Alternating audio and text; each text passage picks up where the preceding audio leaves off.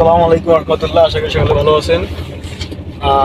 আজকে হচ্ছে যে আমার 9টার দিকে ফ্লাইট, তো যাচ্ছি দুবাই শহরে। ইনশাল্লাহ দুবাই শহর থেকে অন্য একটা শহরে ইনশাল্লাহ যাবো।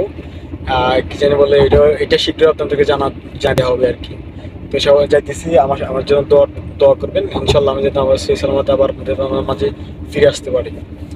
আর মূল কথা হচ্ছে এটা আর কি, মানে আমার অনেক বন্ধু জেলাস ফিল করতেছে যে আমি ওদেরকে বলি নাই, অনেকে বলতেছে যে তাদের ফোন ধরি নাই, অনেক ঝামেলা ভাই। কিন্তু ভাই একটা বিষয় হচ্ছে যে আমি হচ্ছে একা মানুষ, পুরো ফ্যামিলির মানে পুরো একটা ফ্যামিলির ফাইন্যান্সিয়াল, পারিবারিক যত কিছু আছে সব কিছু আমাকে করতে হয়।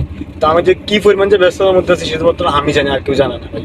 ঠিক আছে, যে আমি যদি ছোটখাটো ব্যবসা আছে, তারপর হচ্ছে বড় ভাইদের ব্যবসা, মামার ব্যবসা, পরিবারের দায়িত্ব, মানে কাজের কোনো শেষ নেই। ও আচ্ছা, পিছনে রেডিসন গুলো দেখা যাইতেছে। আপনাদেরকে ইনশাল্লাহ একদিন ইনভাইট করবো এই রেডিসন গুলোতে ইনশাল্লাহ। রাসেল ব্রো একদিন এই হোটেলে আপনাদেরকে ইনভাইট করা হবে আর কি।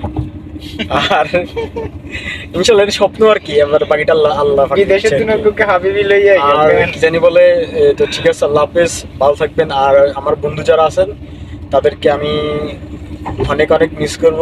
আর কথা হচ্ছে অনেকে বলতে পারিনি কারণ ব্যস্ত ছিলাম।